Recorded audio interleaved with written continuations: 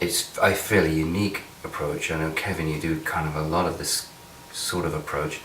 I do lots of improvising in other contexts, but this is something where it's entirely improvised. So it's more akin to real-time composition. Exactly, yeah, that's right. And both being composers, it gels well in that way.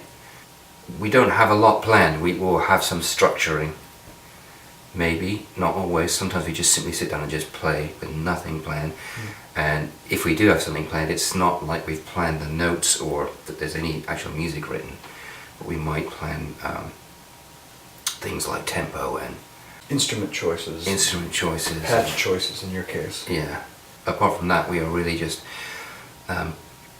thinking along the lines of making something that sounds like a composition, even though it's something that's being improvised, which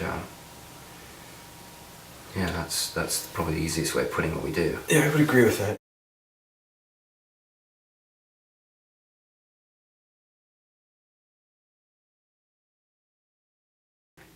Maybe we could structure it so that we had a very dense first part and then a second movement, as it were, that's sparse but still very kind of linearly dense within a smaller range perhaps, and then for the end part could go back to being a kind of wider density. Okay. If that makes any sense. I know there's times where we both end up like in the upper register of our instruments and it's just really dense. So maybe we kind of both aim for that, whatever we're doing, even if it's not as dense as it was, if we're both in the same register, it's going to add a lot of thicker texture to it, something like that.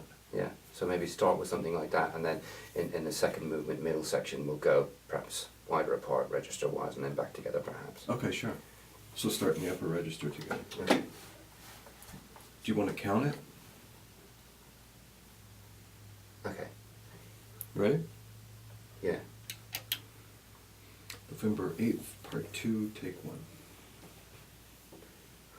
1, 2, 3.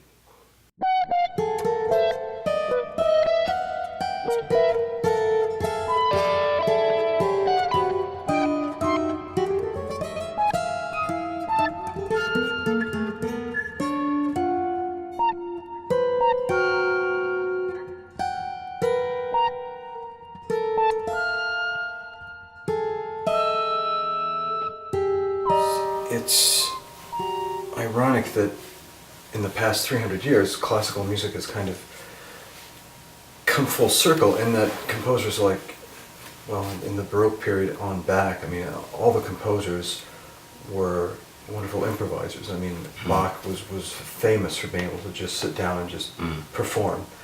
And I always kind of suspected that his pieces were just transcriptions of a lot of what he would play, instead of like actual, like a deliberate composition. It was more just sort of taking shorthand almost and just trying to get it all down. Hell of an improviser.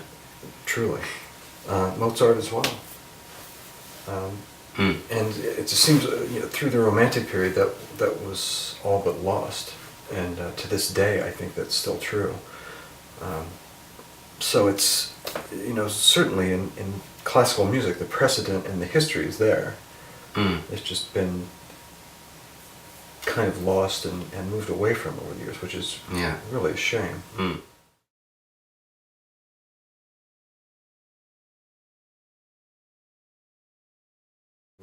Speaking of recording, I've had some magazine reviewers in recent times, when they are reviewing our 2 albums, ask about things like when the overdubs were done, or how things were layered up and structured in the studio, and they always say, which we never do. I mean, everything that's on the albums are essentially just a recorded live performance. And sometimes explaining that to them, they seem really stunned that's not happening, even though the music really sounds that way. I never really think of it as sounding in any way layered. I think they that it sounds so composed that they think that, you know, those things must be layered up and kind of constructed in the studio, like it doesn't happen in a performance kind of situation, but more in sort of a studio construction kind of approach.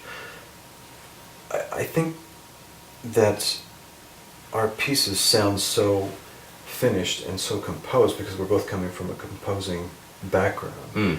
Yeah. And I know we have some of the same influences, and maybe Yeah. you could talk about that a little bit. Like, who are some of your compositional influences and composers that you've been really changed by? Quite a wide range, I guess, really, but as I'm sure I know it's the same with you. One of the composers that I know we have in common is Elliot Carter, in terms of a big influence on both of us. I've always loved his music, and that's been a big influence on me. And another one is Bartók, a big influence. But there's, you know, there's many others. I mean, even Bach is a huge influence on me, and, you know, Ravel, you know, Stravinsky, Schoenberg. There's really a long list of influences, and I know that many of those we have in common, as well as influences outside of classical music that we have in common. And I'm sure you're right. I'm sure that is perhaps why the music sounds composed, because we're both composers and spend a lot of time composing. We both compose for classical instruments in lots of different settings, and therefore we're kind of thinking like that when we're improvising, and I'm sure that's why it kind of works that way with us. Right, I think that structure is just kind of innately there in a lot of ways. Yeah,